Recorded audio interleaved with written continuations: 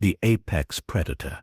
Invitational had been running for approximately 14,000 galactic standard years, which was roughly long enough for most civilizations to develop warp drive, discover they weren't alone in the universe, and then promptly get eaten by something with too many teeth and an attitude problem. What had started as a simple who can kill what fastest competition among bored apex species had evolved into the most prestigious blood sport in known space, complete with corporate sponsorships, live holographic broadcasting to 17 billion worlds, and merchandise that somehow made violence seem cuddly. The current venue was the Carnage Coliseum, a space station the size of a small moon that had been specifically engineered to house every conceivable death trap the galaxy could offer. Its rotating sections contained biomes ranging from the crystalline ice caverns of Zirion Prime to the acid rainforests of Melphados, each one carefully calibrated to provide maximum lethality while maintaining optimal viewer ratings. The station's designers had clearly studied every nature documentary ever made and decided the real problem with evolution was that it wasn't trying hard enough. This year's contestant lineup read like a who's who of galactic nightmares, each representative of their species' particular brand of creative homicide. The betting pools were already churning through enough currency to fund several small wars, which coincidentally was exactly what would happen if any of these creatures ever got bored. The Umbrals from the shadow dimension of Nocthul had sent their champion, a being that existed in a state of controlled non-existence. These creatures could phase through matter at will, becoming living shadows that struck from impossible angles. Their hunting technique involved materializing inside their prey's chest cavity, which was both highly effective and deeply unsporting, though nobody had been brave enough to file a formal complaint. Representing the psychic powerhouses were the Void Stalkers of Mentalis Rex, whose champion possessed the delightful ability to rewrite reality through pure thought. They hunted by convincing their prey that being eaten was actually a promotion, which technically counted as consensual consumption under galactic hunting regulations. Their betting odds were phenomenal, partly due to their abilities and partly because their telepathic influence had convinced half the bookmakers that losing money was actually quite pleasant. The quantum hunters from the probability storms of Chaos Majoris brought their own special brand of temporal cheating to the competition. These beings existed in multiple dimensions simultaneously, allowing them to hunt prey that hadn't even been born yet or had already died in alternate timelines. They were currently favored to win by existing in a timeline where they had already won, which created fascinating logical paradoxes that made philosophers weep and accountants reach for stronger stimulants. Then came the shard beasts of Crystalis, living mountains of sentient mineral that hunted by reshaping local gravity and convincing physics to take a day off. They moved like geological processes with anger management issues, turning hunting grounds into abstract art installations where their prey became decorative elements in crystal formations. Their technique was less hunting and more aggressive interior decorate. The commentary booth buzzed with the kind of excitement that only comes from watching extremely dangerous beings prepare to do extremely dangerous things to other extremely dangerous things. Lord Vexthar, the six-armed entertainment mogul who had turned carnage into a profitable art form, was practically vibrating with anticipation as he reviewed the odds with his co-host, a sentient gas cloud that specialized in probability mathematics and existential dread. Ladies, gentlemen, and assorted non-binary death machines, Vexthar announced to the viewing audience of several billion bloodthirsty spectators, this year's competition promises to be our most spectacular yet. We have shadow demons, reality benders, time cheats, and living avalanche. Truly, the cream of galactic lethality. The gas cloud pulsed with what might have been agreement. Indeed, Vexthar, though I must ask about this unusual addition to our roster. Ah yes, the anomaly. Sitting quietly in the preparation area, looking remarkably out of place among beings that could casually violate several laws of physics, was a human. Not just any human, but a young female specimen from that unremarkable little death world in the unfashionable end of the galaxy. She appeared to be engaged in the deeply primitive activity of sitting still and breathing. The betting pools had initially refused to even list odds for the human entry, assuming it was some sort of elaborate practical joke. When pressed, they had reluctantly assigned odds of roughly 14 million to 1 against, which was actually generous considering that humans were widely regarded as barely evolved apes with delusions of intelligence and an alarming tendency to befriend things that should logically eat them. I'm told, Vexthar continued with barely concealed amusement, that this creature represents something called persistence hunting, which apparently involves following prey around until it dies of exhaustion. Revolutionary stuff, truly. I'm sure our viewers will find it quaint. The rules of the competition were elegantly simple, as the best forms of violence often were. Each contestant would be released into the hunting grounds simultaneously, tasked with taking down the most dangerous prey in the shortest possible time. Points were awarded based on the lethality rating of the target, the efficiency of the kill, and the entertainment value of the hunt. Bonus points were available for style, creativity, and what the judges diplomatically termed artistic merit. The prey selection for this year included everything from hell-spawn leviathans to cosmic wraiths, each creature carefully chosen for its ability to murder contestants in new and interesting ways. The ecosystem had been balanced by teams of xenobiologists who clearly had concerning hobbies, ensuring that every biome contained something eager to add visiting predators to its diet. As the countdown began, the assembled champions prepared their various supernatural abilities, reality-warping techniques, and physics-defying strategies. Weapons were checked, dimensions were aligned, and several bookmakers updated their life insurance policy. The human, meanwhile, continued sitting quietly, apparently fascinated by her own hands. Whether this represented some sort of advanced meditation technique or simply confusion about her current predicament remained unclear.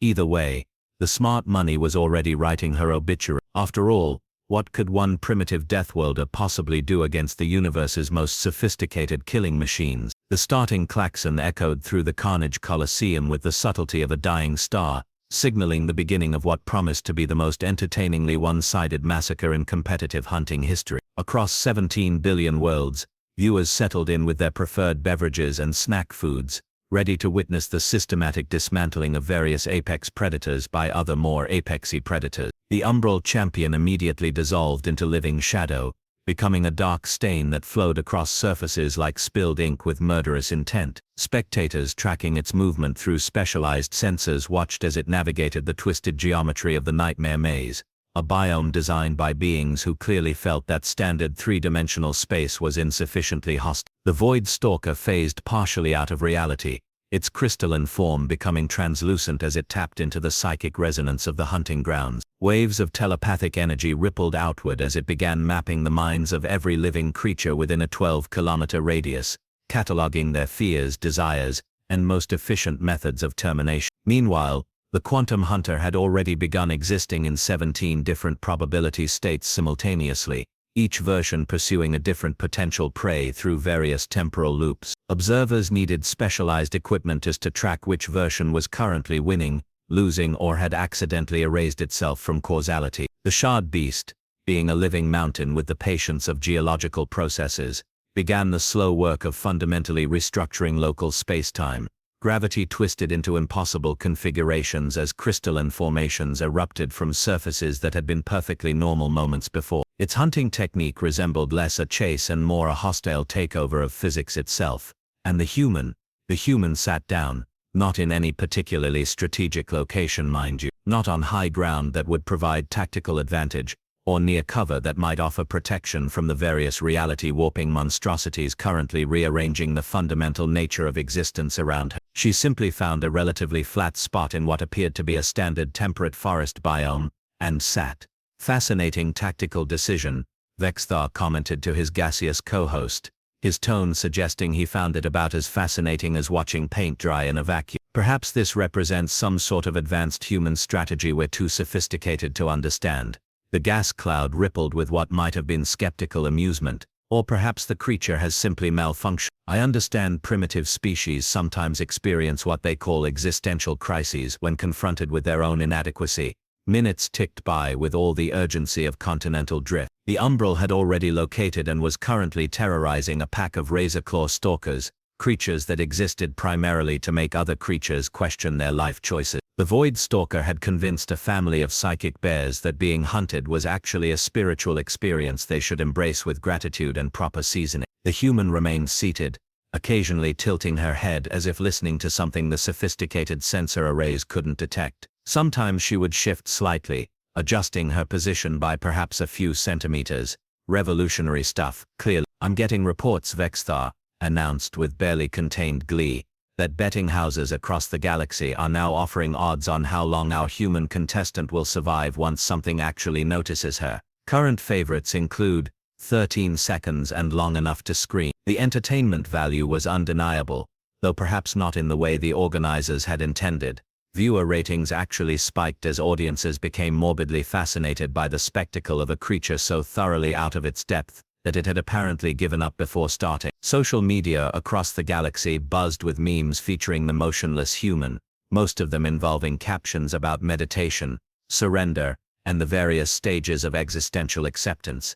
10 minutes passed. The Quantum Hunter had successfully killed the same temporal worm in 14 different timelines, which was either highly efficient or a concerning case of obsessive-compulsive disorder spanning multiple dimensions. The shard beast had transformed half a mountain range into a crystalline death maze, where gravity flowed upward and sideways simultaneously.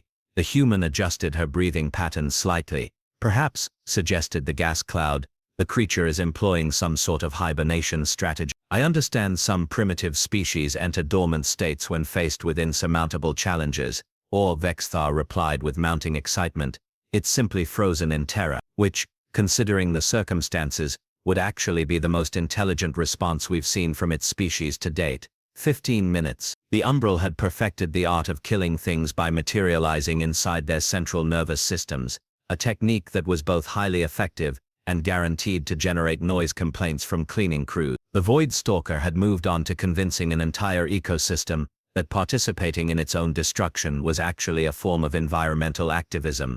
The human's eyes moved, tracking something invisible to the cameras. 20 minutes. Commentators had begun taking bets on whether the human would move at all before something inevitably ate her. The smart money was on no, with a growing faction betting that she had actually died already, and nobody had noticed, because humans were apparently too boring to generate a proper death scene. The forest around her remained peaceful, which was increasingly suspicious given that every other biome in the station was currently being systematically restructured by beings with creative approaches to homicide. Small creatures continued their normal routines, birds sang their usual songs, and the local ecosystem maintained the kind of tranquil harmony that was completely at odds with the systematic carnage occurring everywhere else. Wait, the gas cloud pulsed with sudden interest. Are we certain the human is actually in the competition area? Perhaps it wandered into a maintenance section by mistake. But no, sensor readings confirmed her location was well within the designated hunting ground. She was simply sitting in what appeared to be the one spot in the entire facility where nothing dramatic was happening, which was either the most remarkable coincidence in galactic history, or something else entirely. 25 minutes approached. The other contestants had racked up impressive scores, each demonstrating their species' particular flavor of evolutionary overkill. Kill counts were climbing, style points were accumulating, and the judges were already discussing bonus awards for creative dismemberment. And then, as the chronometer ticked over to exactly 25 minutes and 0 seconds, the human moved. Not dramatically, not with the reality-shaking force of the other contestant. She simply stood up, brushed off her clothing with the casual efficiency of someone finishing a particularly pleasant picnic, and began walking with the purposeful stride of someone who had somewhere specific to be. Well, Vexthar announced with the tone of someone trying to make the best of a disappointing situation, it appears our human contestant has finally decided to participate. Better late than never, I suppose. The gas cloud rippled with anticipation. Though I fear 25 minutes of inactivity may have put her rather behind in the scoring, the other contestants have been quite productive. If only they knew what those 25 minutes had actually accomplished. If only they understood what the human had been doing while sitting so very, very still. But that revelation would have to wait for the universe's most sophisticated predators to discover they had been hunting all the wrong things. What the universe's most sophisticated killing machines had failed to grasp, in their rush to demonstrate superior lethality through increasingly baroque methods of destruction, was that hunting and killing were not actually the same thing. This distinction, subtle as quantum mechanics and twice as important, had escaped beings who could manipulate reality itself but couldn't be bothered to observe it first. The human's first steps revealed the elegant brutality of 25 minutes spent doing absolutely nothing except everything that mattered. While shadow-phasing death incarnates had been busy rearranging matter and telepathic nightmares had been rewriting consciousness itself, she had been engaged in the thoroughly primitive activity of paying attention. Every breath during those 25 minutes had been a data point. Every slight shift in air current, every subtle change in ambient sound, every variation in the behavior of seemingly insignificant creatures had been catalogued, processed, and integrated into a mental map of staggering complexity. The human brain, that supposedly primitive organ dismissed by advanced civilizations as barely adequate for basic survival, had been conducting an environmental analysis that would have impressed quantum computers. She moved through the forest with the fluid efficiency of water, finding the most efficient downhill path, stepping precisely where the ground would support her weight without disturbing the intricate pattern of disturbed earth that told the story of every creature that had passed this way in the last several hours. Her route seemed random to observers, but each step was calculated to avoid detection by the very sensor networks the station used to track contestants. Curious, Vexthar noted with growing bewilderment. The human appears to be avoiding our camera, but surely a creature of such limited intelligence couldn't possibly understand our surveillance systems. The gas cloud pulsed with uncertainty. Perhaps it's instinctual. Some primitive species develop rudimentary stealth behaviors when they realize they're hopelessly outclassed. If only they knew she had spent those 25 minutes mapping not just the ecosystem, but the entire artificial environment of the station itself. Every electromagnetic signature, every gravitational anomaly created by the shard beast's reality manipulation, every psychic resonance from the Void Stalker's mental probes, had been noted and analyzed. The Carnage Colosseum, for all its sophisticated design, was still a construct created by beings who thought in terms of impressive spectacle rather than systemic understanding. The human had identified 17 critical infrastructure points, mapped the behavioral patterns of 43 different prey species, calculated the territorial boundaries established by the competing predators, and most importantly recognized the one fundamental flaw in the entire competition. Everyone was hunting the wrong thing. Her destination became clear as she approached the central nexus, the facility's primary control hub, disguised as a scenic overlook in the temperate zone. The designers had cleverly hidden the station's most vital systems behind holographic camouflage that made it appear to be nothing more than an interesting rock formation. Clever enough to fool reality-bending aliens, apparently, but not quite clever enough to fool a species that had spent millennia learning to find water in empty deserts and food in barren wastelands. The Umbral was currently 17 kilometers away, locked in combat with a nightmare Hydra, whose multiple heads existed in different dimensional phases. Spectacular to watch, undoubtedly impressive by any reasonable measure of lethality, and completely irrelevant to winning the competition. The Void Stalker had successfully convinced an entire colony of psychic wasps that suicide was actually a form of performance art, which was both deeply disturbing and utterly beside the point. The Quantum Hunter continued existing in multiple probability states, each version competing with the others for the highest kill count across various timelines. The mathematics were fascinating, the execution was flawless, and the strategy completely missed the actual objective. The Shard Beast had transformed 3 square kilometers of landscape into a crystalline maze, where gravity worked according to its personal preferences, rather than boring old physics. Impressive? Absolutely. Relevant? Not even slight. I'm receiving some unusual readings, the gas cloud reported with growing confusion. The human appears to be approaching a restricted area. Impossible, Vexthar replied with the confidence of someone whose worldview was about to be systematically dismantled. The camouflage systems are absolutely impenetrable. No primitive species could possibly detect our hidden infrastructure. The human paused at what appeared to be empty air, extended one hand, and pressed her palm against the concealed entrance to the control nexus. The holographic disguise shimmered and collapsed, revealing the sleek metallic surface beneath. How did it? Vexthar's voice trailed off as the implications began to sink in. The access panel required a complex biometric scan that should have been impossible for any unauthorized being to bypass. The human placed her other hand on the scanner and waited patiently as the system ran through its security protocols. After a moment that lasted several eternities, the panel chimed softly and the door slid open with a whisper of escaping atmosphere. That's not possible, the gas cloud protested.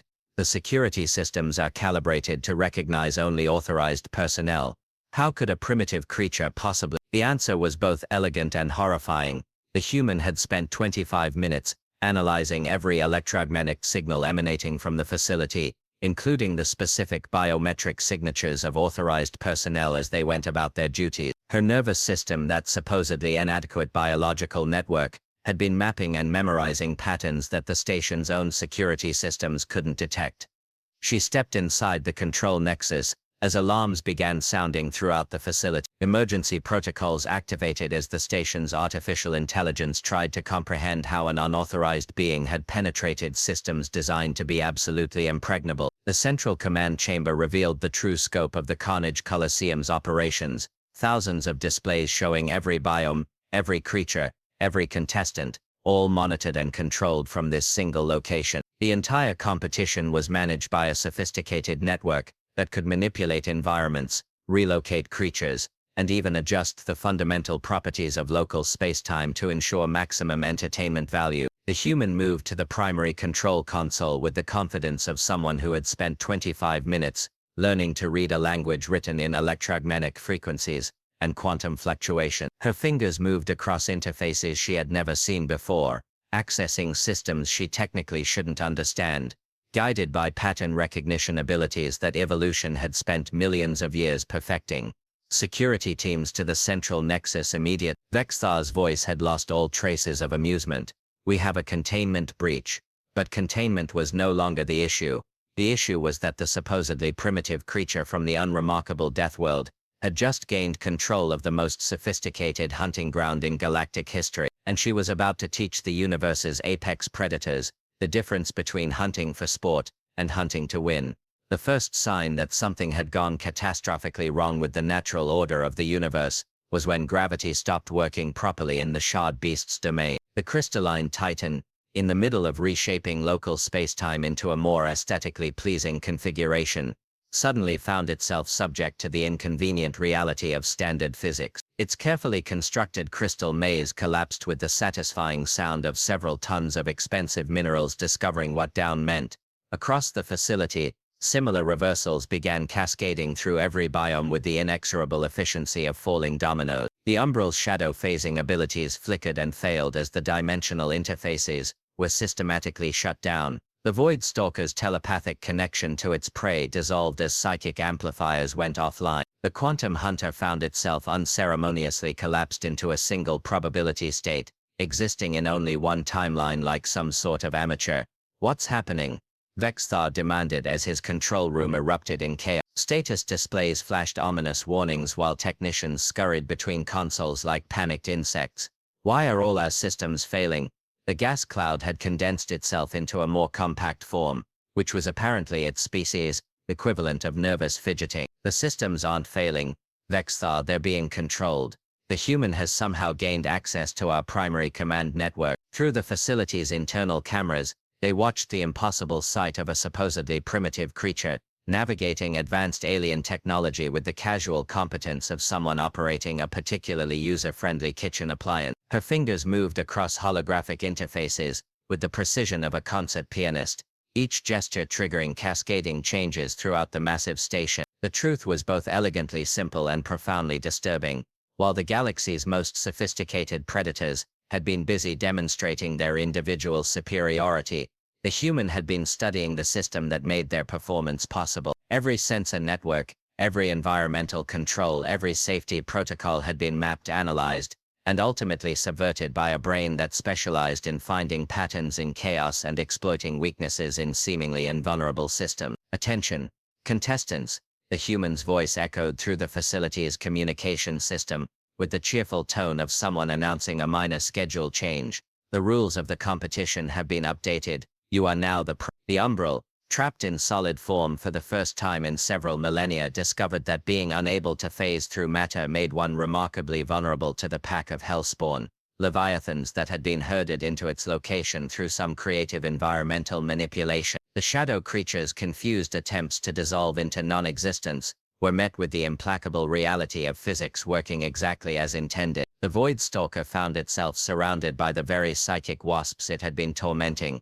except now their collective consciousness had been amplified through the station's own telepathic enhancement system. The resulting feedback loop created a mental noise so intense that the crystalline predators, sophisticated brain temporarily forgot how to maintain its own molecular cohesion. The quantum hunter, reduced to existing in boring old linear time, discovered that the temporal worms it had been killing across multiple timelines had been artificially generated by the station's reality manipulation system. With those systems now under new management, the creature found itself face to face with the original worm, which had spent the last several million years developing very specific opinions about beings who killed its temporal echoes. The shard beast, meanwhile, was learning that gravitational manipulation worked significantly better when one controlled the systems generating the gravitational field. Without access to the station's reality-bending infrastructure, the living mountain found itself subject to the whims of a species that had spent considerable time figuring out how to make rocks do exactly what they wanted them to do. "This is impossible," Vexthar protested, as his carefully orchestrated bloodsport devolved into a systematic reversal of the established order. "These are apex predators, the culmination of millions of years of evolutionary refinement. They can't be defeated by some random mammal with delusions of competence." The human's response came through every speaker in the facility, simultaneously, accompanied by what could only be described as amused patience. "You're absolutely right. They can't be defeated by hunting, but they can be defeated by hunting the hunt itself." The revelation struck with the force of a collapsing star. The most dangerous prey in the facility had never been the various bioengineered monstrosities, or reality-warping horrors. The most dangerous prey had been the competition itself, a system so complex and sophisticated that it required constant monitoring, adjustment, and control to function properly. And systems that required control could be controlled by anyone clever enough to understand how they work. Within 30 minutes, the universe's most feared predators had been reduced to confused and increasingly panicked creatures, struggling to adapt to an environment that no longer bent to their will. The Carnage Coliseum's sophisticated ecosystem had become a carefully orchestrated trap, with every environmental factor precisely calibrated to exploit the weaknesses that absolute power had hidden. The betting pools across the galaxy collapsed as trillions of credits worth of carefully calculated odds became suddenly meaningless. Bookmakers who had confidently assigned 14 million to 1 odds against the human entry found themselves facing the kind of payout that would require inventing new forms of mathematics. "Ladies, gentlemen, and assorted non-binary death machines," the human announced with the same cheerful professionalism Vexthar had used at the competition's opening. "I believe this concludes today's demonstration. Thank you for your attention, and please remember to tip your waitstaff." The aftermath was swift and thorough. Emergency teams arrived to extract the various apex predators, who were discovered in states ranging from confused to existentially questioning their entire species' approach to violence. The umbral was found sitting quietly in a corner, apparently fascinated by its own solid form. The Void Stalker had developed what appeared to be a case of telepathic stage fright. The Quantum Hunter was asking philosophical questions about the nature of linear time, while the Shard Beast seemed to be reconsidering its relationship with gravity. As the human was escorted from the facility by a security detail that wasn't entirely sure whether to arrest her or ask for autographs, Vexthar found himself staring at viewership statistics that defied all previous records. Beings who had tuned in expecting to watch a primitive creature get creatively murdered had instead witnessed the systematic humbling of their most feared predators by someone who understood that the deadliest weapon in the universe wasn't superior firepower or reality-bending abilities. It was the capacity to sit still for 25 minutes and actually pay attention to how things worked. The gas cloud rippled with what might have been philosophical acceptance. "Perhaps we should reconsider our assessment of primitive species." "Perhaps," Vexthar agreed, already calculating the profit margins on next year's Deathworlder Invitational. "Though I suspect we're going to need significantly more sophisticated security systems." Somewhere in the depths of space, a small blue-green planet continued its unremarkable orbit around an average star, blissfully unaware that one of its children had just taught the universe that evolution's greatest achievement wasn't growing bigger teeth or developing reality-warping ability. It was learning to think several steps ahead of everyone else.